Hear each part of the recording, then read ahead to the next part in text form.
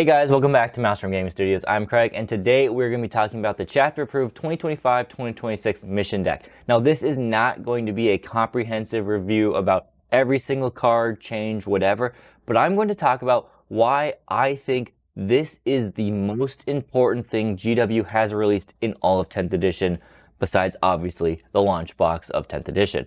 So if you're interested to hear my thoughts and opinions on why this is so good and how GW might be already screwing it up in classic GW way, before we dive in, I just want to thank all of you members for allowing me to do what we do. I recently got back from vacation, and because of you members, I was allowed to take the videos a little easy, not go too crazy, stay out of the hobby for almost 2 weeks, and I still got the support from you guys. So again, thank you guys. It allows me to keep going. All of you who like and subscribe and check out the Shopify store down below, all means a lot. So now with all that, let's dive into today's video.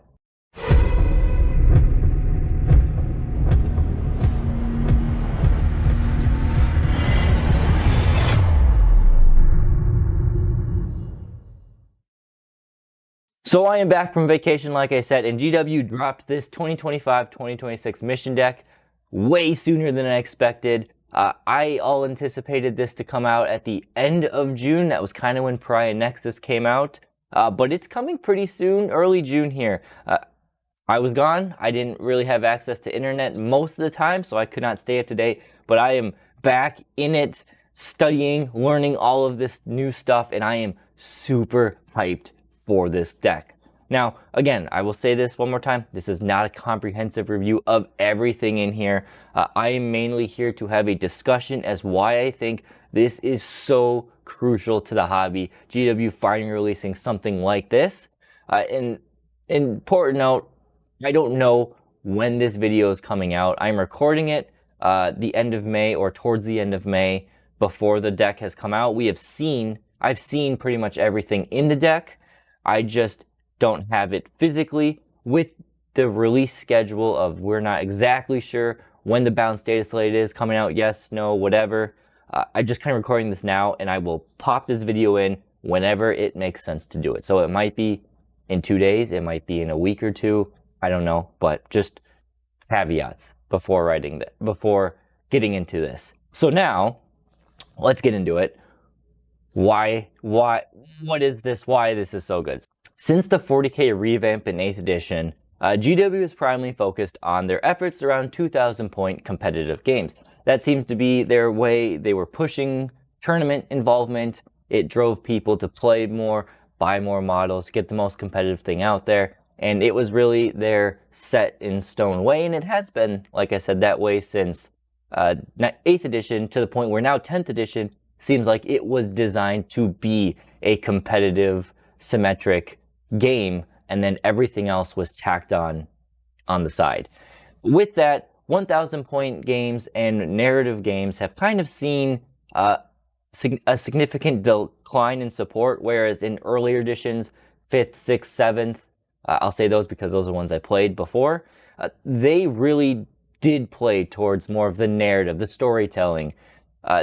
Smaller games were common. Back then, a 1,500 point game, or actually an 1,850 point game, was your bigger game. And you could play 1,000 points or 1,500 points, 1,250. All of those were more common. There was less structure around just 2,000 points, and that's it. And then some support for other things. So that's why this is huge. This mission deck is giving light to 1,000 point competitive games, but you don't have to play them competitive. But it is just structure to 1,000 point games, 2,000 point games, and with the introduction to asymmetric missions, you can also play these 1,000 point structured narrative, as I'm kind of calling them, at 1,000 and 2,000 points. So again, it is big. They have had this structure they have had missions, they've had rules, 1,000 points, do this. Here's a few narrative missions, go with it. But there hasn't been structure to it, which kind of is a barrier for people to cross when it comes to pickup games or things like that. Now with this mission deck, it shouldn't be as big of a problem. Let's first start talking about 1,000 point games. This is something I'm looking forward to. It's not probably as big as the rest of it, but it's big because a lot of people they don't have the time to play a 2,000 point game. If you're playing a 2,000 point game, you know, a tournament time is 2 hours, 45 minutes, plus setup and teardown if you are just playing in your basement or whatever. 1,000 point games can be much quicker. You could probably bang out a 1,000 point game in an hour and a half, maybe less, depending on how familiar you are with the rules and stuff. So it's good to see structure around 1,000 point games. And some of that structure is modified deployment zones here. So you can see in the picture there is a Dawn of War deployment for incursion and for strike force. The main difference here is that the objectives are more centered or more positioned towards the center of the board, encouraging you to kind of keep the battle in the center. It is a big board at 1,000 points, but I think I highly recommend trying it. It's a totally different experience. The other thing they have implemented is officially the rule of 2 and the rule of 4. This is something that some people used. I personally, when we played smaller games, I like to include it. It encourages you not to just spam the best unit, and at 1,000 points, it only makes sense to drop it down. So rule of 2 for anything, and then rule of 4 for battle line. Great.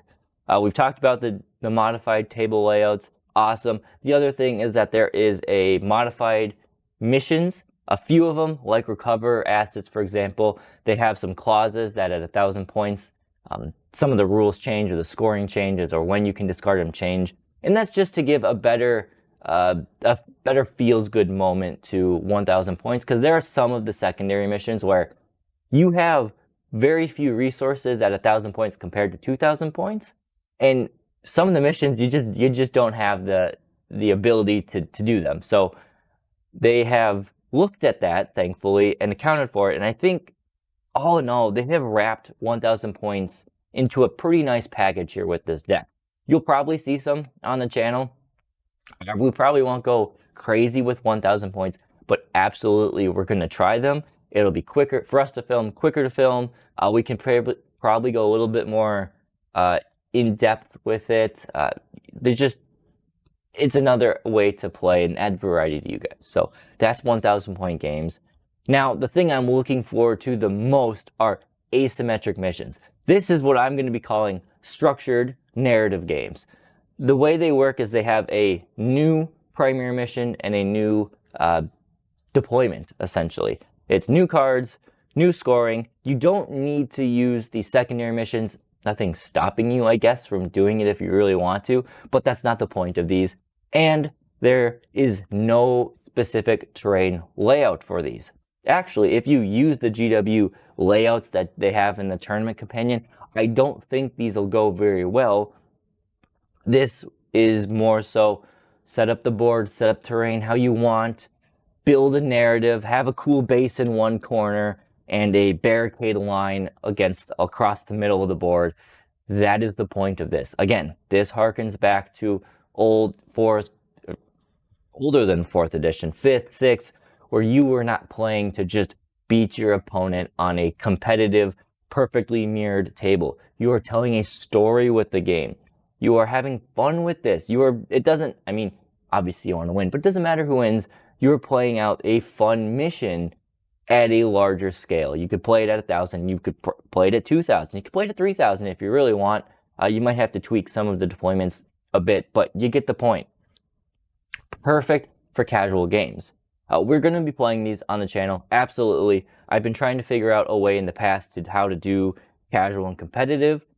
Asymmetric is a perfect way to do competitive scoring, asymmetric is a perfect way to do casual games, while we are also looking at league reports, things that are truly competitive, and this is a good way to divide them in half with what is what. So really looking forward to there. Also, what they have are twist cards. This is something that's been included back and forth in 40k. They've been implemented and then they kind of tossed aside, and then they've been implemented and tossed aside. I think that'll more so happen with these ones. Twists, there's I think a dozen of them or so that allow you to add this little special rule, something like, minefields or all sorts of weird mechanics. They're just designed to add a little extra flair. You don't need to use them. You can use them if you want, but personally, I've always looked at them where half of them are just way too wild, I didn't like them, and half of them were, it's a fun rule, we'll play with it, we might forget it, but, you know, they are there. Really, this should be a way to play some pickup games, nice and easy, structured. You can talk to the opponent, hey, let's play this and this, you'll be attacker, I'll be defender, and we'll have a fun game. Or again, just playing some narrative stuff. So really, really like this. Really looking forward to getting my hands on the deck, crafting some fun missions and fun narratives for you guys to watch.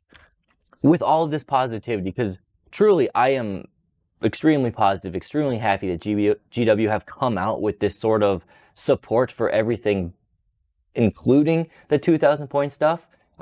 Obviously they're going to do that, but all these other supports, really nice to see built in this deck. However, GW might have already messed this up. With this being such a crucial update to Warhammer 40k, it was important that GW got this right. And again, content-wise, I think they have. Where we have reasons for concern is in the lack of supply. Ever since COVID, GW has got a huge boost in popularity, at least 40k has, the other hobby stuff has as well, but they've never been able to, whether it's on purpose or not, people will say one way or another, they've never been able to satisfy the demand on products like this. Pride Nexus is the perfect example. They sold out of that instantly. Most stores only got a handful of copies, and they did not reprint them for months. Big problem there when you have tournaments of, you know, hundreds of people, and every single one of them, or at least every other one of them, needs a deck of cards. Yes, there are apps and third-party things that are probably going to be used, but still, the deck of cards is the base to what you need to play. Every hobby group, if you got a group of 4 guys, you probably want at least one for 4 or one for every 2. The big thing with this is that the deck for competitive play, the catch-up mechanic, is one deck that has to be shared between, and you can't draw, both players can't draw the same card. So once a deck is used by one, or a card is used in this deck by one player, it's discarded, and there's no opportunity for the other player to get it. So you need this deck. It might be hard to implement in an app, but again, very important.